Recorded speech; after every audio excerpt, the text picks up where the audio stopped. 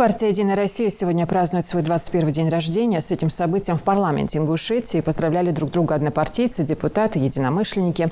1 декабря 2001 года на Третьем съезде Общероссийской общественной организации «Союз Единства и Отечества» делегатами было принято историческое решение о преобразовании организации во Всероссийскую партию «Единая Россия».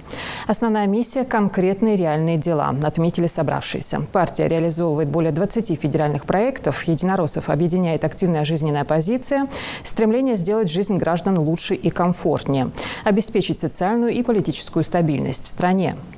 От имени секретаря Генсовета партии Андрея Турчака собравшимся вручил грамоты секретарь Ингушского отделения Магомед Тумгоев.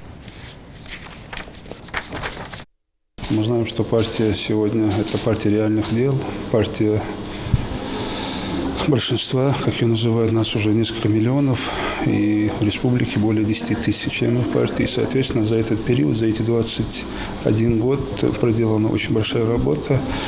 На сегодняшний день по линии партии у нас реализовываются такие серьезные проекты, как городская среда, как новая школа, безопасные дороги, российское село, много-много других проектов, которые реально приносят пользу.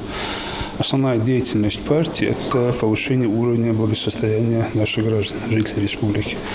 Соответственно, в этом направлении нами проделана, как я сказал, очень серьезная работа. И сейчас вот в контексте награждения, в первую очередь, речь шла об оказанной по линии Ингушского регионального отделения партии гуманитарной помощи непосредственно нашим братьям, нашим друзьям, уже нашим соплеменникам, жителям Донбасса и освобожденных территорий.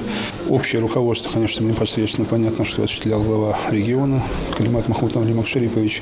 То есть вот такой симбиоз отношений органов исполнительной власти, законодательной власти и непосредственно партии «Единая Россия» дает свои, такие, скажем, положительные результаты.